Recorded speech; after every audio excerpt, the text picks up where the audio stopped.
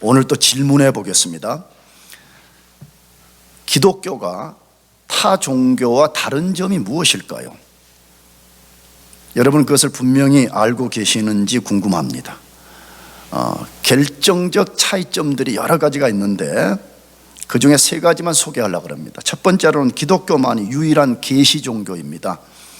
우리 개혁교회의 믿음의 선배들은 이걸 굉장히 강조한 거죠. 저도 이것이 매우 중요하다고 믿고 있는데, 세상의 모든 종교는 사람이 신을 찾아가는 종교이지만 기독교만이 유일하게 신 하나님이 인간을 찾아온 종교입니다.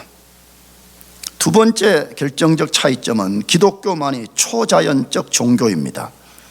세상의 모든 종교는 자연 종교 혹은 자력 종교라 그렇게 부릅니다. 자연자력이란 말은 뭐냐 그러면 우리 스스로의 노력, 스스로의 공로를 쌓아서 구원에 이르는 종교이지만, 기독교는 인간의 자력으로서 구원을 성취하는 것이 아니라 하나님의 초자연적 역사에 의해서 우리가 구원을 받는 종교입니다. 세 번째 차이점은 기독교만이 죽음과 부활의 종교입니다. 세상의 그 어떤 종교도 그 종교의 신이 죽고 부활하는 경우는 없습니다. 그것도 신이 죽음과 부활을 수천 년 전부터 반복적으로 알린 후에 실제로 신이 죽고 부활한 경우는 기독교밖에 없습니다. 그래서 세상 사람들이 좀 불쾌하게 여기기는 하지만, 그래서 기독교만이 가진 독특성 때문에 기독교는 배타성을 가지고 있는 것이 사실입니다. 하나님의 아들 예수님이 이 땅에 계신 동안에 자기의 죽음과 부활을 반복해서 직접적 혹은 간접적으로 말씀하셨습니다. 왜 반복해서 말씀하셨을까요? 크게 두 가지 이유를 소개하고 싶은데, 하나는 자신의 죽음을 제자들이 전혀 이해하지 못했기 때문이었습니다. 예수님이 내가 이제 곧 십자가에 죽을 것이다, 그리고 부활할 것이다 그랬을 때 전혀 이해하지 못했습니다. 마태복음에서 예수님이 자신의 죽음을 직접 언급한 것이 3번 나옵니다. 그때마다 제자들은 전혀 이해하지 못했습니다. 아니, 조금도 아니고 전혀 이해하지 못했습니다. 첫 번째 말씀하신 것이 마태복음 16장 12절 때 말씀하셨는데, 내가 이제 죽을 것이고 3일 후에 부활할 것이라고 그랬더니 베드로가 뭐라고 했다고 그랬죠? 첫째, 그런 일은 절대 일어나서는 안 됩니다. 두 번째, 내가 그런 일이 일어나지 못하도록 하겠습니다 라고 강하게 저항했다고 되어 있습니다. 오늘 두 번째 소개된 것이 오늘 본문의 말씀인데, 예수님이 내가 죽고 부활할 것이다 그러니까 제자들 모두가 심히 근심했더라 그렇게 되어 있습니다. 아마 저항은 할 수가 없었던 것 같아요. 그러니까 심히 근심했더라, 이 속에 어마어마한 내용을 담고 있는 거죠. 앞에서도 우리가 이미 다루었지만, 메시아가 죽을 수가 있느냐, 메시아가 죽어버린다면 우리가 그동안 모든 걸 희생하고 따른 것은 물거품이 되지 않느냐 하는 굉장한 좌절감들이 그 속에 있었던 것 같습니다. 그리고 마지막으로 마태복음 20장 17절 19절에서 말씀하셨을 때 제자들은 뭐라고 반응했냐 그러면 서로 높은 자리를 차지하려고 다투었더라 그렇게 되어 있습니다. 여러분, 일련의 흐름을 잘 보시기 바랍니다. 예수님이 자신의 죽음을 직접적으로 말씀했을 때 제자들은 단 한 사람도 그것을 정확하게 이해하지 못했습니다. 이해하지 못할 뿐만 아니라 깊은 근심에 빠졌더라 그렇게 되어 있습니다. 그래서 예수님이 1차적으로 제자들을 위해서 자신의 죽음을 반복적으로 말씀하신 것입니다. 두 번째, 자신의 죽음을 반복적으로 말씀하신 이유는 자신의 죽음과 부활이 장차 그것을 믿는 사람들에게 어떤 복을 주는지를 알려주려는 것 때문에 그랬습니다. 그러면 예수의 죽음과 부활은 도대체 어떤 복을 가져다 준다는 것입니까? 이 복에 대해서 가장 분명하게 표현된 말씀이 로마서 1장 16절 17절 말씀입니다. 이건 매우 중요한 말씀이죠. 같이 읽어보겠습니다. 내가 복음을 부끄러워하지 아니하노니 이 복음은 모든 믿는 자에게 구원을 주시는 하나님의 능력이 됨이라. 먼저는 유대인에게요, 그리고 헬라인에게로다. 복음에는 하나님의 의가 나타나서 믿음으로 믿음에 이르게 하나니 기록된 바 오직 의인은 믿음으로 말미암아 살리라 함과 같으니라. 아멘. 자, 이 말씀은 바울 사도가 성령의 감동으로 기록한 것인데, 바울 자신이 왜 나는 복음을 부끄러워하지 않는가, 이걸 말씀한 거죠. 근데 여기 부끄럽다는 말은 헬라어로 부정형을 강조할 때는 아주 적극적인 것을 말하는 방식입니다. 근데 자신이 복음을 부끄러워하지 않는다, 이 말은 적극적으로 말하면 뭐죠? 나는 복음을 나는 절대적으로 자랑한다, 이 말이잖아요. 우리가 알지만 바울은 원래 오늘로 말하면 박사학위가 한 10개나 되는 사람이었어요. 10개까지는 아니지만 그 정도 되는 사람인 것 같아요, 제가 보기에는.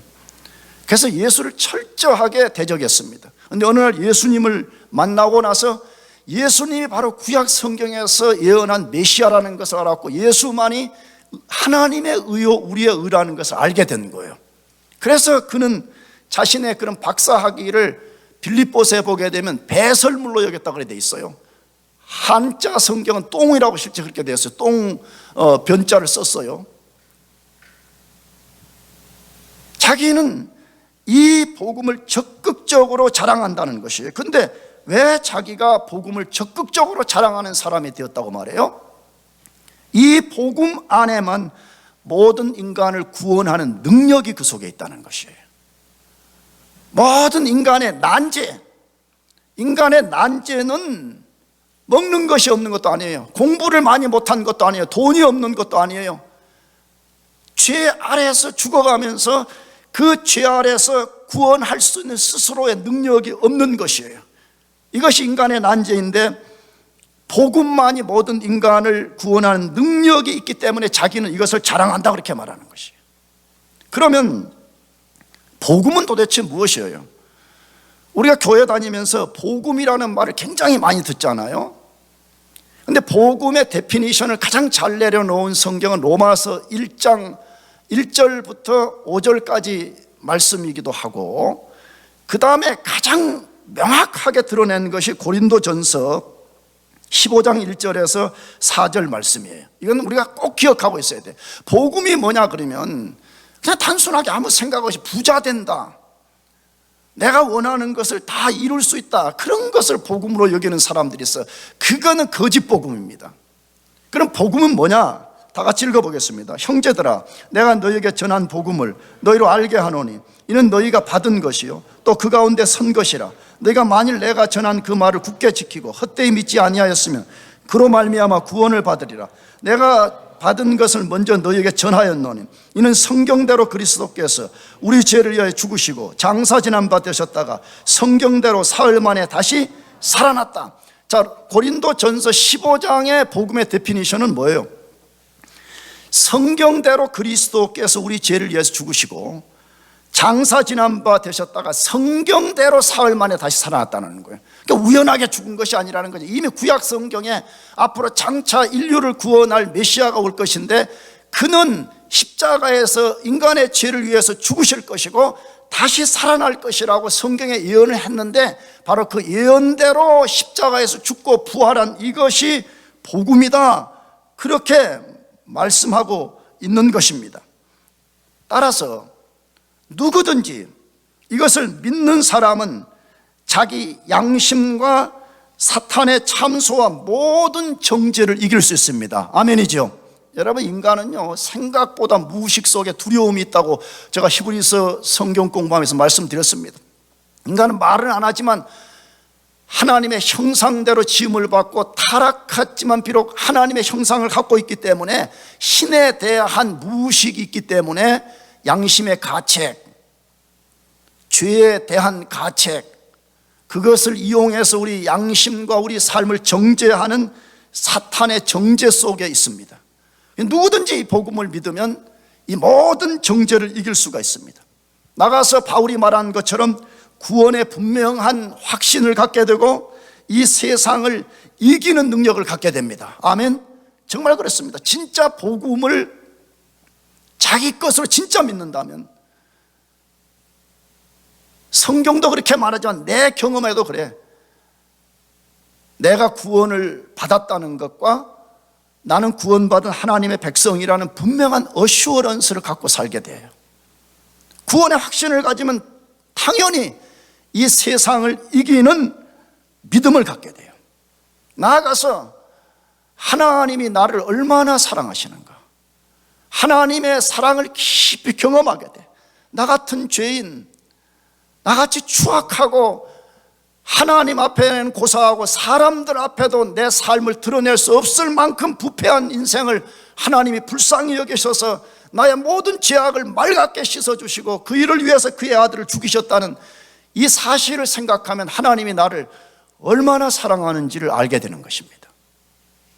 그렇다면 어떻게 예수의 죽음과 부활이 인간을 구원하는 능력이 되냐 이거예요. 세상 사람들은 도저히 그것을 받아들이지 못합니다. 아니 어떻게 구원자라는 인간이 십자가에서 처참하게 죽어버렸는데 그것이 어떻게 우리의 구원의 능력이 될 수 있냐는 거예요. 어떻게 십자가의 죽음이 우리를 죄에서 건져내는 일이 되느냐, 굉장히 조롱을 하는 거죠. 여러분, 세상 사람들이 예수님이 만왕의 왕이다 그렇게 말할 때 왜 조롱하는지 알아요? 첫째로는 그들 속에 하나님에 대한 미움, 대적이 이 깊은 곳에 자리 잡고 있기 때문에 그렇다고 로마서에서 말씀한다고 제가 인용했죠. 두 번째는 뭐냐? 세상 사람들은 야 그래도 왕이면 최소한 말이야, 영국의 무슨 왕이나 무슨 왕제도가 있는 나라에서처럼 막 대관식을 열고 막 텔레비전에 중계를 하면서 막 왕관을 쓰고 막 이래야지 뭐 왕 같은데, 아니 그 왕이라는 인간이 십자가에 죽어버렸다 그러니까 또 기독교인들 뻥치고 있구나, 거짓말하고 있구나 이렇게 말한다 이거예요. 그걸 안 믿으니까 예수의 죽음이 인간을 구원하는 능력이다 말해도 조롱하는 거죠. 말도 안 되는 소리를 또 하고 있네 이렇게 한다. 자, 그러면 어떻게 예수의 죽음과 부활이 인간을 구원하는 능력이 될 수 있냐 하는 것이에요. 첫 번째로는 우리의 모든 죄값을 대신 갚았기 때문입니다. 예수의 죽음과 부활의 사건이 우리의 모든 죄값을 대신 갚으셨기 때문입니다. 우리의 죄값을 대신 갚는 것을 성경 용어로는 속죄라는 단어로도 표현을 하고 구속이라는 단어로도 표현하고 대속이라는 단어로도 표현합니다. 똑같은 말이에요. 속죄, 대속, 구속이라는 말은 똑같은 말이에요. 성경에 그러나 이 용어로서 구약과 신약 성경은 반복해서 말씀을 해요. 무슨 말이죠? 예수님이 우리의 죄값을 지불하기 위해서 우리의 죄를 담당하고 십자가에서 죽으셨습니다. 자, 그러면 왜 예수님이 우리 죄를 대속, 죄값을 대신 갚기 위해서 십자가에 죽지 않으면 안 되셨냐 하는 것이에요. 뭐 때문이죠? 인류의 조상인 아담 안에 내포된 모든 인간은 아담의 죄로 인해서 죽어버렸습니다. 혹시 여러분이나 아니면 교회 밖에 누구든지 간에 나는 아담의 후손이 아니에요, 근다고 아담의 후손이 아닌 것이 아니에요. 우리 모든 인간의 대표자는 아담이었는데 하나님이 아담과 언약을 맺을 때에 아담과만 맺은 것이 아니고 첫사람 아담 안에 내포되어 있는 모든 인간과 동시에 언약을 맺은 것이에요. 그런데 아담이 그 언약을 깨뜨리고 죄를 범함으로 아담뿐만 아니라 아담 안에 있는 모든 인간이 죽어버린 것이에요. 내가 새생명 때 이거 다시 가르치는데 여러분, 이 말이 잘 이해 안 되면 미국 헌법을 잘 생각해 보세요. 우리가 미국 헌법에 지금 지배를 받고 있는 거잖아요. 동의하시죠? 심지어 유학생들도 다 지금 미국 헌법에 지배를 받고 있는 거예요. 근데 우리가 미국 헌법을 만들 때 우리가 그 무슨 미팅 노래에서 우리가 사인한 것도 아니잖아요. 우리가 얼굴 본 적도 없는 미국의 건국의 조상들이 그 사인을 한 거잖아요. 대표자가 되어서. 그 대표자가 사인을 할 때는 앞으로 미국 땅에, 미국 안에 있는 모든 사람들은 이 법의 통치를 받는다는 내포적 대표 원리로서 법을 만든 거잖아요. 그래서 앞으로 이 법이 만들어진 후에 수백 년, 수천 년 후에 미국 땅에 태어나거나 발을 딛는 사람들은 자기의 의사와 상관없이 그 법의 통치를 받아야 되는 것처럼 하나님이 아담을 인류의 대표자로 삼으시고 언약을 맺었는데 인간이 그것을 깨뜨림으로써 인간이 죄의 결과로 죽어버린 것입니다. 그래서 그 이야기를 로마서 6장 23절에서 분명하게 밝힙니다. 뭐라고? 죄의 삭은 사망이니라. 죄의 삭은 뭐라고요? 사망이에요. 우리가 노동을 하면 어느 회사에나 어느 직장에 가서 노동을 하면 노동의 대가를 받듯이 죄의 삭은 사망이라는 것이에요. 모든 인간이 죄 아래에 있다는 증거가 뭐지요? 모든 인간이 죽는다는 것입니다. 성경에 딱 두 사람만 하나님이 초자연적 역사를 통해서 앞으로 예수 믿는 사람들이 죽음을 보지 않고 하늘로 휴거한다는 것을 이그젠플로 보여주는 두 사람을 제외하고는 모든 인간이 죽었다는 것입니다. 뭘 보여주죠?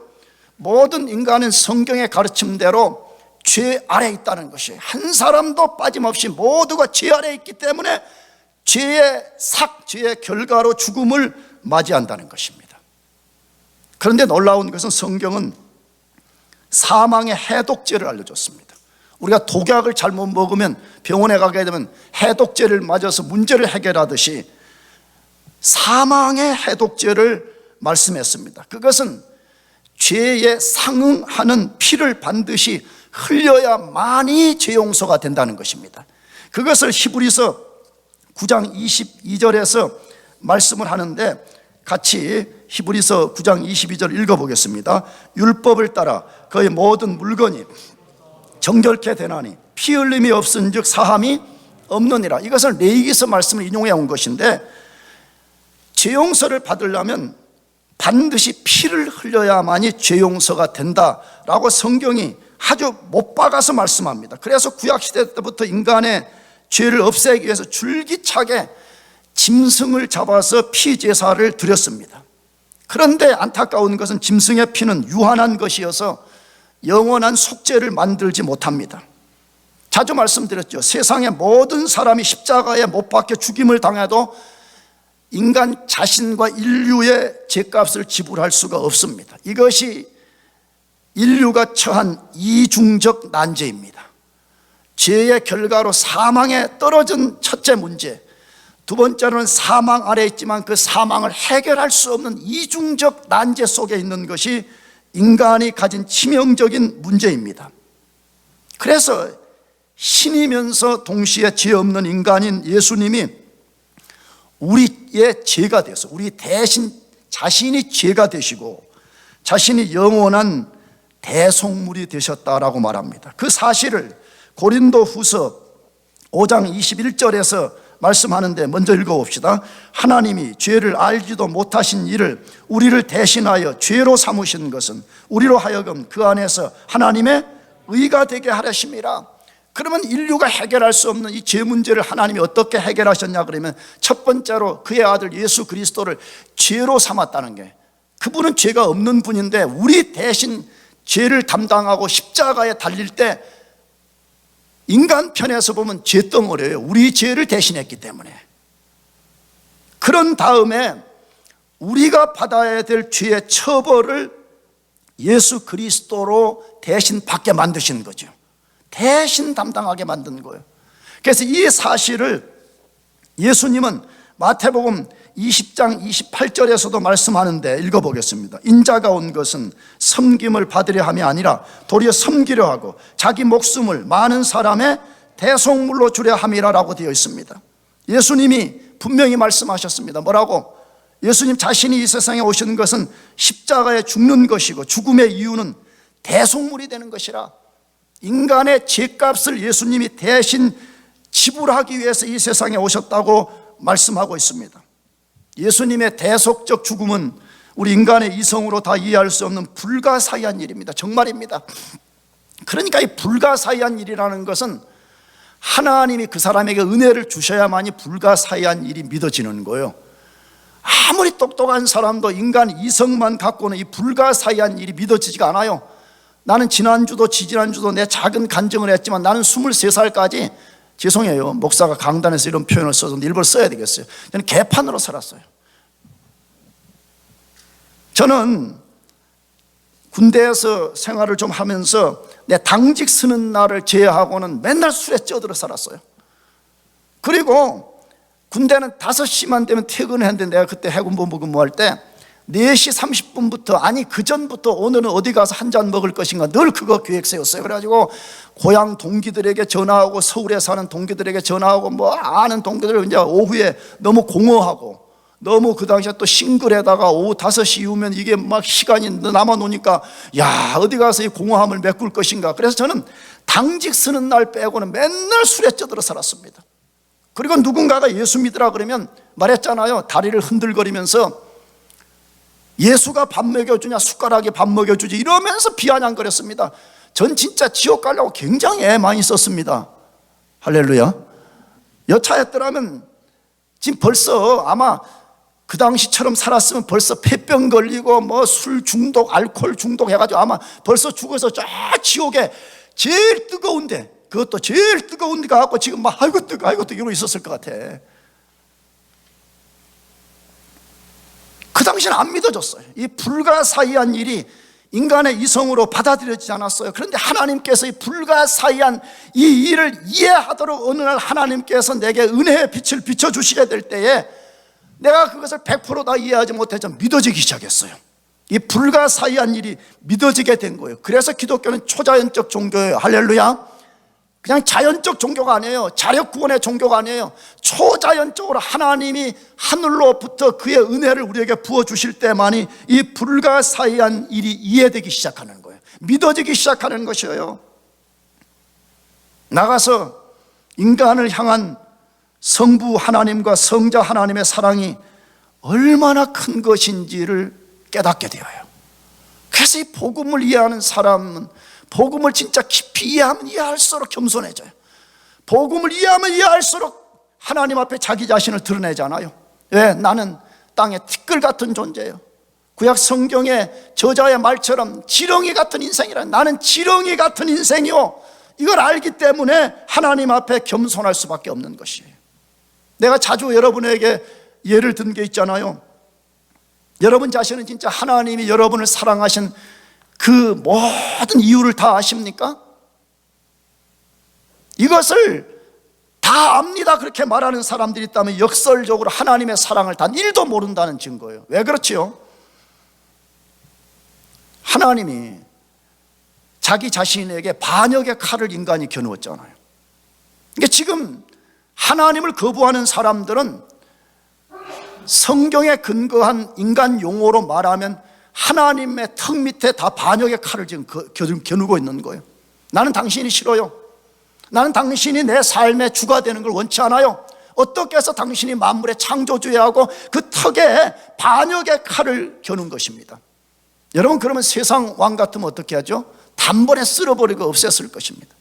근데 반역의 칼을 겨눈 인간에게 화해를 만들어내기 위해서 인간 자신이 화해를 요청한 것이 아니라 하나님 그분이 그의 아들을 십자가에 내어주고 우리 대신 그의 아들을 십자가에서 진노와 저주의 심판을 하고 그를 처벌시켰습니다. 도대체 하나님은 어떤 분이에요? 난 모르겠어요. 다 모르겠어요. 도대체 하나님이 우리를 향한 사랑은 얼마나 큰 것입니까? 나는 다 이해할 수가 없습니다. 내가 분명히 말하고 싶은 한 가지는 예수님이 우리 죄를 위해서 십자가에 죽으신 사건은 우리 이성으로 다 이해할 수 없는 신비와 능력이라는 말 외에는 할 것이 없습니다. 모르겠습니다 저는. 그래서 우리는 이 땅에서도 하나님의 사랑, 그리스도의 희생을 계속해서 알아가고 감사하는 것이고 천국에 가서도요 우리는 하나님을 단번에 다 아는 것이 절대로 아닙니다. 내가 새생명 때 자주 말씀드렸지만 천국에 가서 하나님을 우리가 내 주머니를 이렇게 속을 다 들여본다 그러면 그 하나님은 영원한 하나님이 아닌 거예요. 우리는 천국에 가서도 그 하나님을 계속해서 알아갈 것이고 천국에 가서도 그 하나님과 그리스도가 베푸신 그 사랑을 계속해서 우리가 알아갈 것입니다. 그러나 우리가 분명히 알 수 있는 한 가지 사실은 영원한 죽음에 처해진 우리를 위해서 예수님이 십자가에서 우리의 죄값을 완전히 청산했다는 것입니다. 아멘이죠? 그래서 십자가는 우리 죄값이 지불되었다는 영수증입니다. 십자가가 뭐요? 그러면 죄와 관련해서는 우리의 죄값을 예수님이 십자가에서 갚아버렸다는 거예요. 그래서 그게 우리의 영수증이라는 것이에요. 어떻게 죄인인 내가 하나님 앞에 설 수 있느냐, 어떻게 죄인인 내가 하나님께 나갈 수 있느냐, 그렇게 말할 때 성경대로 나의 의를 갖고는 나갈 수가 없어요. 그가 만들어준 죄 지불한 영수증, 이거 가지고 우리가 하나님 앞에 나갈 수 있는 거 아니에요? 따라서 예수의 십자가의 죽음과 부활을 자기 것으로 믿는 사람은 더 이상 그 누구로부터 정죄당하지 않습니다. 심지어 하나님도 우리를 정죄하지 않는다고 분명하게 말씀합니다. 그것을 로마서 8장 1절에서 2절인데 읽어보겠습니다. 그러므로 이제 그리스도 예수 안에 있는 자에게는 결코 정죄함이 없나니 이는 그리스도 예수 안에 있는 생명의 성령의 법이 죄와 사망의 법에서 너를 해방하였음이니라. 할렐루야. 이걸 진짜 믿는 사람은 사단도 우리를 정죄할 수 없고, 심지어 우리 양심도 우리를 정죄할 수 없고, 하나님도 우리를 더 이상 정죄하지 않는다고 분명히 말씀합니다. 그래서 복음이 능력인 거예요. 예수를 잘 믿는 것은 자기 자신을 의지하고 사는 것이 아니라 복음을 믿고 사는 것입니다. 아멘이죠? 그러므로 이걸 진짜 믿고 이해하고 사는 사람들은 더 이상 자기를 위해서 살지 않아요. 그래서 바울이 우리는 사나 죽으나 주의 것이로다. 우리는 살아도 주를 위해 살고 죽어도 주를 위해 산다는 것이에요. 나는 우리 영광교회의 젊은 우리 리더들을 볼 때마다 굉장히 마음에 감동이 많이 와요.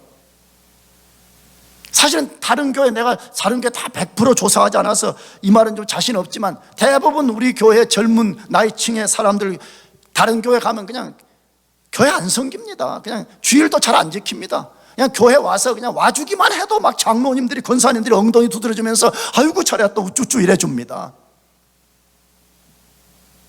근데 우리 교회는 뭐 대학부든 청년부든 장년부든 예수의 복음을 이해하면 사람들 속에 드러나는 현상이 뭐냐 그러면 자기를 위해서 살지 않아. 비록 눈에 볼 때 작은 능력을 가진 교회이지만 이 교회를 위해 충성하는 그 모습을 볼 때 이들이 진짜 복음을 이해했다는 것이에요. 자기의 억만죄악을 그리스도가 십자가에서 갚아버리고 자기를 모든 정죄로부터 자유케 했다는 것을 알기 때문에 자기 남은 생애를 그리스도를 위해서 사는 것이에요. 그래서 나는 우리 교회 리더들이 너무 좋은 거예요. 이 사람들이 안 떠났으면 좋겠어. 할렐루야.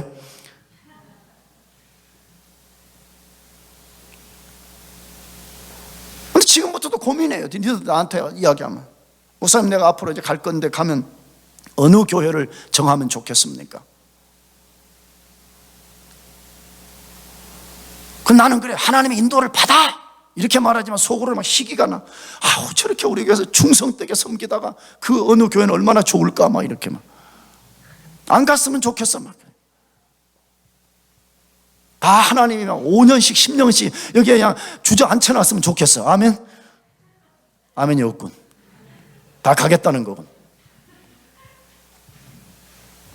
그래서 우리는 앞으로 천국에 가서도 영원히 그리스도를 찬양하게 되는데, 그리스도의 무엇을 찬양하냐고 계시록 5장에 말하는데 그의 죽음과 그의 피 흘리심을 찬양한다고 되어 있어요. 그것이 계시록 5장 9절에서 10절인데 읽어보겠습니다. 시작. 그들이 새 노래를 불러 두루마리를 가지시고 그 임봉을 떼기에 합당하시도다. 일찍이 죽임을 당하사 각 족속과 방언과 백성과 나라 가운데에서 사람들을 피로 사서 하나님께 드리시고 그들로 우리 하나님 앞에서 나라와 제사장들을 삼으셨으니 그들이 땅에서 왕노릇하리로다 하더라. 아멘. 우리 계시록 공부했잖아요. 4장은 뭐지요? 성부 하나님을, 미안해요, 6장은 성부 하나님을 찬양하는 것이고 5장의 내용은 뭘 찬양하는 것이에요? 예수 그리스도를 찬양하는 내용을 다룬 것인데, 예수 그리스도의 무엇을 찬양하냐고 할 때 일찍이 죽임을 당하사 사람들을 피로 샀다. 예수의 십자가의 죽음의 사건을 우리가 천국에 가서도 영원히 찬양하며 살 것이라 그렇게 말하고 있습니다. 사랑하는 교회 여러분들, 예수의 십자가의 죽음과 부활, 여러분들을 위해서 피 흘려 주심으로 여러분의 죄값을 지불한 사실을 여러분 것으로 믿으시기 바랍니다. 이걸 믿어야 됩니다. 이걸 안 믿으면 언젠가 여러분이 돌이킬 수 없는 인생의 곤란을 당하게 됩니다. 하나님이 지금 은혜를 주시고 그것을 믿을 수 있도록 기회를 준 이때 그 사실을 믿으시고 여러분들이 복음 안에서 자유하게 되기를 축복합니다. 두 번째로, 어떻게 예수의 죽음이 우리를 구원한 능력이 되냐 할 때 하나님의 공의를 만족시켰기 때문에 그렇습니다. 하나님의 공의를 만족시킨 사건이기 때문에 그렇습니다. 앞에서 말씀드렸습니다. 아담 안에 내포된 모든 인간은 아담이 범죄할 때 모두가 하나님의 공의로운 심판을 받아서 죽음 아래 있습니다. 그 이유가 뭐 때문이라고요? 하나님이 인간의 대표자인 아담과 언약을 맺을 때에 언약을 지키면 살고 깨뜨리면 죽는다고 분명하게 말씀했습니다. 아까 미국 헌법 이야기했죠? 만약에 여러분들이 자동차를 운전하다가 스피드 리밋을 초과해서 경찰에게 잡혔어요. 경찰이 따집니다. 왜 나를 잡소? 당신은 법을 위반했습니다. 아니, 내가 유학 와가지고 법에 사인도 안 했는데 내가 그 법의 저촉을 받아요. 여러분, 그런 논리는 통하지 않는 거죠. 하나님이 인류의 대표자인 아담과 언약 사인을 했습니다. 지키면 영원히 살고 지키지 않으면 죽는다라고 언약을 맺었습니다. 그 언약을 맺은 내용이 창세기 2장 16절 17절입니다. 여호와 하나님이 그 사람에게 명하여 이르시되 동산 각종 나무의 열매는 네가 임의로 먹되 선악을 알게 하는 나무의 열매를 먹지 말라. 네가 먹는 날에는 반드시 죽으리라. 하나님이 아주 분명하게 언약을 맺으면서 말씀하시기를 열매를 따먹는 날은 정령 죽는다고 했습니다. 메이비로 말씀하지 않았으면 죽을 수도 있다라고 말씀하지 않고 반드시 죽는다고 하셨습니다. 그런데 아담이 불순종하고 따먹었습니다. 하나님 말씀대로 아담 자신과 그의 언약 아래 있는 모든 인간이 죽음에 처하게 되었습니다. 따라서 인간이 영원한 죽음에 처한 것은 하나님의 공의의 심판의 결과입니다. 하나님의 공의로운 심판 때문에, 그분의 공의로운 성품 때문에 인간이 죽음에 처하게 된 것입니다. 그 사실에 대해서 로마서 1장 18절은 말씀합니다. 하나님의 진노가 불의로 진리를 막는 사람들의 모든 경건하지 않음과 불의에 대하여 하늘로부터 나타난 안에 되어 있습니다. 자, 1장 18절 초반에 이 말씀, 하나님의 진노가 불의로 진리를 막는 사람들의 모든 경건하지 않음과 불의에 대해서 하늘로부터 나타났다라고 말씀하고 있습니다. 무슨 말을 하는 거죠? 아담 언약 아래 태어난 자연인들, 다시 말하면 예수를 믿어서 본어게인 되지 않고 예수 그리스도 안에 있지 않는 사람들 모두는 지금 한 사람도 빠짐없이 하나님의 진노의 심판 아래 있다고 말해요. 자, 그러면 이런 말 하면 하나님이 정신분열증 환자인가? 진노의 심판, 진노를 하고 있다, 분노를 하고 있다, 이걸 못 받아들입니다. 여러분 기억해야 됩니다. 하나님은 절대 완전한 분이시기 때문에 우리가 말이에요, 잘못된 감정에 빠져서 분노를 표출하는 것과 그런 것이 아닙니다. 저는 오늘 아침에도 기도하고, 오늘 또 예배하는데 마귀가 나를 시험하고 넘어뜨릴 수 있으니까 조심해야지, 그런데 갑자기 이제 예배 오기 전에 다시 설교 좀 정리하고 있는데 집사람이 와가지고 뭘 이야기를 하는데 내가 좀 업셋이 됐어요. 너무 막 신경이 날카로운 때 와가지고, 그래갖고 내가 나도 모르는 사이에 작은 화를 냈어요. 그리고 집사람도 좀 마음이 상해가지고 싹 나가버렸는데, 이 성경을 읽는데 성경이 들어오지가 않아요. 그래서 내가 내려가 집사람에게 화해의 손을 내밀었습니다. 잘못했다고. 잘했죠? 비록 물론 화를 낸 것은 잘못했지만 그래도 가서 제가 미안하다고, 내가 순간 너무 민감해서 그때 당신이 와가지고 말을 해서 내가 화를 냈다고 용서를 구했습니다. 하나님은 그런 진노를 하시는 분이 아닙니다. 자기 감정이 컨트롤 되지 않아가지고 분노를 쏟아내는 그걸 말하는 것이 아니라 그분의 거룩한 성품으로부터 나오는 엄격한 사법적 정의를 말하는 것입니다. 우리가 미국의 법을 어기면 그 사법적 정의에 의해서 우리가 판단을 받는 것과 같이 이 사법적 정의를 하나님의 진노, 하나님의 공의라 그렇게 말하는 것입니다. 무슨 말이죠? 하나님은 죄와 조금이라도 타협하거나 묵과하지 않습니다. 절대 하나님은 죄와 타협하지 않습니다. 혹시 여러분들이 죄를 지으면서도 하나님 이대로 되게 해주세요, 하나님은 그런 기도를 듣지 않습니다. 여러분이 죄를 지었는데 뭐가 형통하다, 그건 하나님께로부터 온 것이 아닙니다. 요나서를 보시기 바랍니다. 요나는 하나님 말씀에 불순종해서 불순종의 길을 갔는데 반대길로 가는데 마침 요빠 항구에 내려갔더니 다시스로 가는 배를 만났더라 그렇게 되어 있습니다. 우리 성경은 마침 다시스로 가는 배를 만난지라 이렇게 됐습니다. 사람들은 어떻게 생각하죠? 요나 같습니다. 내가 비록 죄를 지었지만 마침 내가 원하는 대로 환경이 열어져요. 그럼 무슨 생각하죠? 아, 그래, 맞아, 하나님의 판단은 틀려, 내 판단이 맞다는 걸 하나님이 동의해 준 증거지, 이렇게 생각한다 이거예요. 여러분, 그건 자기 스스로를 속이는 거죠.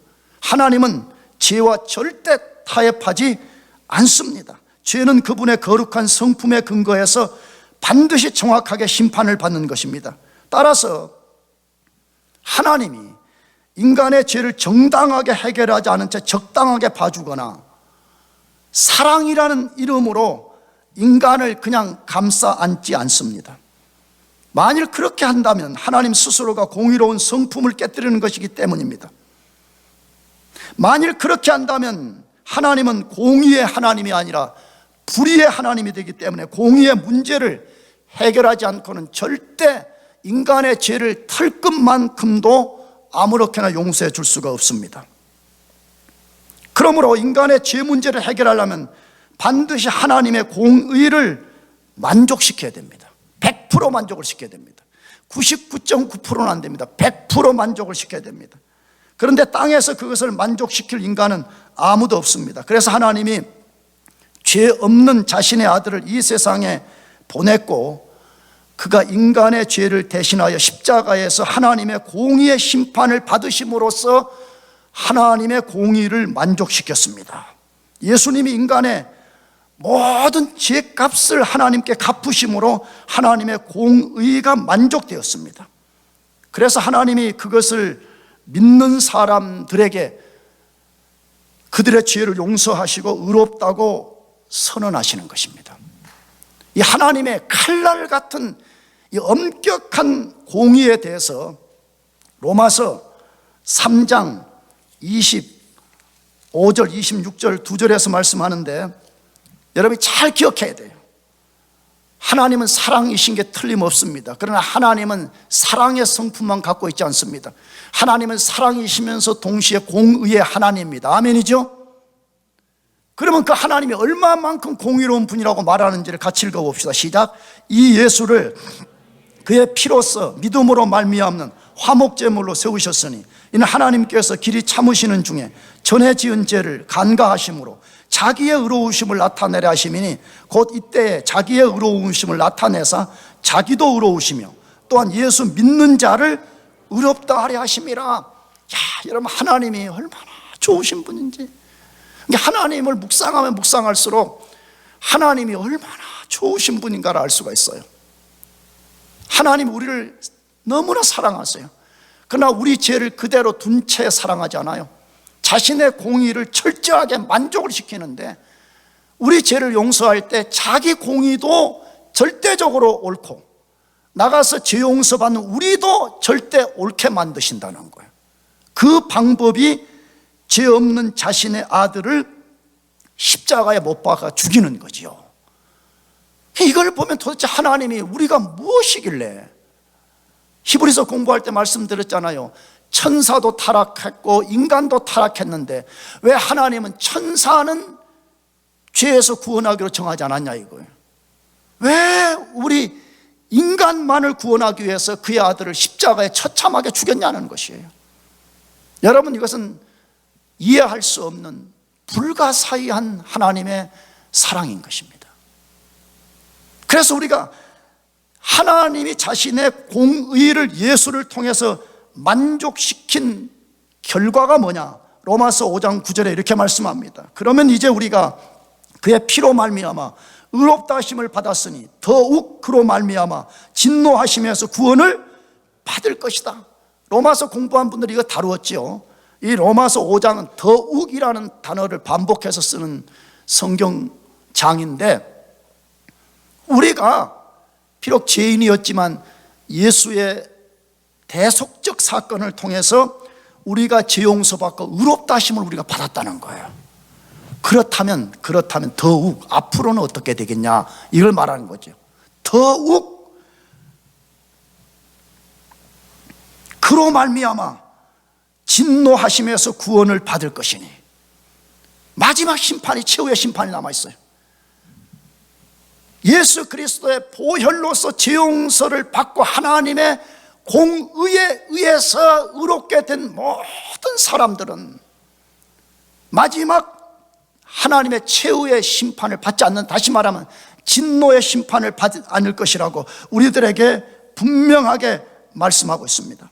예수의 대속적 죽음을 믿는 사람은 장차 최후의 마지막 진노의 심판을 절대로 받지 않습니다. 지난주 말씀드렸죠. 하나님은 이중 처벌하지 않는다고. 몇 중 처벌하지 않아요? 이중 처벌 안 하잖아요. 우리도 이 땅에 살면서 이중 처벌을 받지 않잖아요. 이중 과세하지 않잖아요. 세금도요. 하나님이 이중 처벌하지 않습니다. 여러분, 이게 얼마나 큰 복인지를 알기를 바랍니다. 여러분, 혹시 세상 법정에 출두해 본 적 있습니까? 법정 출두를 위해서 기다려 본 적 있습니까? 저는 굉장히 부끄러운 고백 하나를 해야 되겠습니다. 이전 성도들은 들었는데, 저는 미국에 처음 유학 와가지고 거짓말에 2년 반 동안 경찰한테 한 번도 잡힌 적이 없어요. 스피드 리밋에 엄청 달렸거든요. 근데 한 번도 2년 6개월 동안 안 잡혀서 난 속으로, 미국 자동차의 나라니까 그냥 대충 그냥 속도 막 한 아우토반으로 달려도 괜찮은 줄 알았어요. 그래가지고 2년 6개월 끝나는 어느 시점에 유학지에서 워싱턴 DC에 누구가 좀 급히 올라오라 그래서 집사람하고 둘이 그냥 엄청 바알고 그냥 아우토반처럼 올라가다가 잡혀버렸어요. 그랬는데 스티커를 받았는데, 내가 남들에게 주워 듣기는 그 스티커에 뭐 벌금까지 얼마를 받는다 그러는데 아무것도 없어요. 그래서 내가 경찰한테 물어봤어. 왜 이거 없냐 그랬더니, 너는 법정에 출두하래, 날들어. 그때 내가 미국의 환상이 깨져버렸어요. 미국은 자동차의 나라가 아니구나. 철저하게 스피드를 지켜야 되구나. 그리고 보니까 한 달 후에 내가 그 잡힌 지역에 그 법정에 가야 된대. 내가 유학지에서 2시간 반 떨어진 지역, 그 지역이. 근데 그때부터 뭐냐, 한 달 후에 가는데 매일 그 생각하면 걱정이 되는 거예요. 죽겠는 거예요. 막 심장이 벌렁벌렁, 진짜 벌렁벌렁해요. 막 다리에 힘이 풀리고 말이야. 영어도 막 그 당시에 잘 못해가지고 혹시라도 재판관이 나한테 뭐 간 물어본대, 뭐 guilty or not guilty 물어본대. 그러면 만약에 너가 항변 하려면 not guilty 그래야 된대. 근데 not guilty 했다가 또 그러면 너가 죄를 안 지었다는 것을 증명해 보라고 뭐라 그러지? 그래갖고 우리 아들한테 또 내가 한글로 써가지고, 이걸 번역을 좀 잘해봐라. 만약에 not guilty 하면 내가 이걸 가서 읽어볼란다. 막 한 달 내내 어떻게 살았는지 모르겠어요. 얼마나 벌벌 떨리는지, 그 재판장 앞에 선다니까. 여러분, 인간 재판장 앞에 서는 일만 해도요, 말로 다 할 수 있도록 두렵습니다. 근데 영원한 왕이신 하나님, 그분 앞에 언젠가 우리가 서게 되는데, 자기 죄 문제가 하나님의 공의의 방법대로 해결되지 않는 사람들은 하나님의 공의의 심판을 받고 영원한 지옥에 떨어집니다. 그러나 예수 그리스도를 자신의 구주로 믿은 사람들은 하나님의 공의를 만족시킨 일이 있기 때문에 우리는 더 이상 처벌받지 않습니다. 여러분, 예수 그리스도를 믿으시기를 축복합니다. 마지막 세 번째로, 예수의 죽음과 부활이 어떻게 구원의 능력이 되냐는 것인데, 하나님과 우리를 화해시켰기 때문에 그렇습니다. 하나님과 우리 사이를 뭐 시켰다고요? 화해시켰기 때문입니다. 예수님의 십자가의 죽음은 인간의 속죄와 하나님의 공의의 만족을 통한 화해를 만들어 내었습니다. 앞에서도 반복해서 말씀드렸습니다. 아담 안에 있는 모든 인간은 하나님과 원수 관계에 있습니다. 왜 그렇지요? 인간이 죄를 짓는 순간에 하나님과 인간은 원수 관계에 놓이게 되었습니다. 하나님은 죄 때문에 인간에 대해 진노의 심판을 쏟아붓고 있고, 인간은 하나님에 대해서 적대적 태도를 가지게 되었습니다. 그래서 그 원수 관계에 관련된 것을 로마서 5장 10절은 말씀합니다. 곧 우리가 원수 되었을 때에, 자연인 상태를 말하죠. 예수 믿어 구원 받기 전에 모든 인간은 하나님과 원수 관계에 있다고 성경이 분명하게 말씀하고 있습니다. 여러분, 그러면 인간이 하나님과 원수 관계에 있다는 증거는 무엇입니까? 제가 앞에 로마서 1장 18절을 인용했잖아요. 하나님의 진노가 불의로 진리를 막는 모든 사람들에게 나타났나니라고 말씀했습니다. 자, 그런데 그 하나님의 진노의 심판 아래 있는 인간들의 특성을 로마서 1장 19절부터 길게 거기다가 기록해 놓았어요. 하나님과 원수 관계에 있는 사람들은 어떤 특성을 갖고 있냐 하는 것을 소개해 놨는데, 그걸 압축시켜서 세 가지로 소개하려고 그래요. 하나는 뭐냐? 인간은 하나님의 진노의 심판의 결과로 마음이 어두워져서 우상 숭배자로 전락해 버렸다, 이렇게 돼 있어요. 여러분, 마음이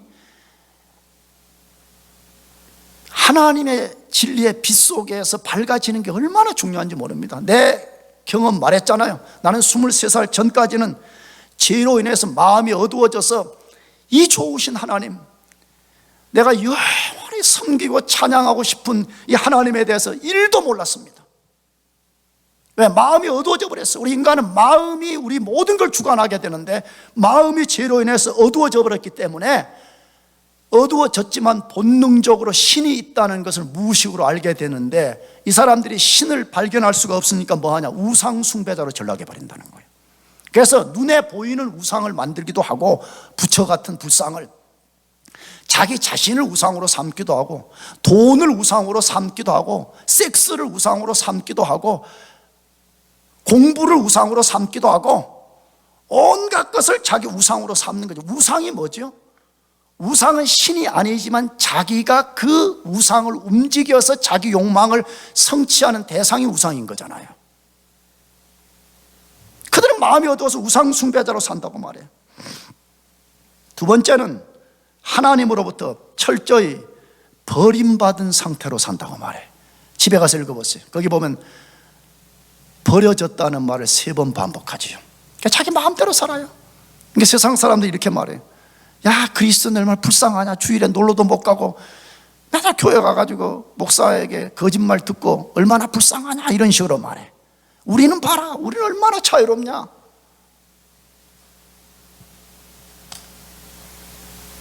그리스도인들 알아야 됩니다. 우리의 진정한 안식은 이 땅에 있지 않고 천국에 있습니다. 아멘.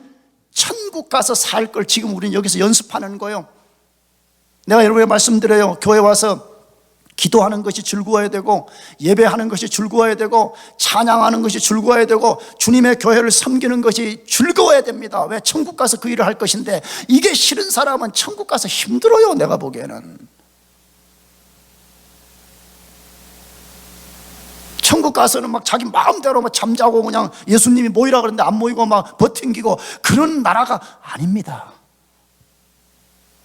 천국을 지금 우리는 훈련하고 있는, 천국에 가서 살 걸 여기서부터 우리가 훈련하고 사는 거잖아요. 그런데 하나님의 진노 아래, 하나님과 원수 관계, 하나님과 화해되지 않은 사람의 특성들은 뭐냐? 자기 마음대로 살도록 놔버린다. 자기 마음대로 살도록 버려두었다, 이렇게 되어 있어요. 불쌍한 것이에요. 굉장히 불쌍한 겁니다.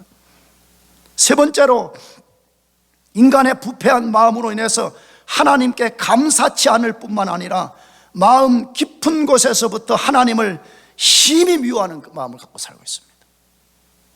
나는 성경이 진리라는 것을 나는 1000% 10,000% 믿는 게 뭐냐 그러면, 나는 예전에 예수를 알기 전에는 감사하지 않았습니다. 뭐 좀 잘 되면 그건 내가 잘 돼서 된 거고, 뭐 좀 잘 되면 흔히 그냥 우연히 뭐 잘 된 거고 뭐 그런 식으로 이야기했습니다. 근데 예수님 믿고 내가 내 마음의 눈이 열어지고 세계관의 새로운 것이 열어졌을 때에 만물이 하나님의 것이라는 것을 알게 되고 감사하게 되고 그 땅에 발을 딛고 사는 것이 얼마나 감사한지 모릅니다. 여러분 진짜 기도할 때 하나님의 땅에 발을 딛고 사는 것에 감사하고 있습니까?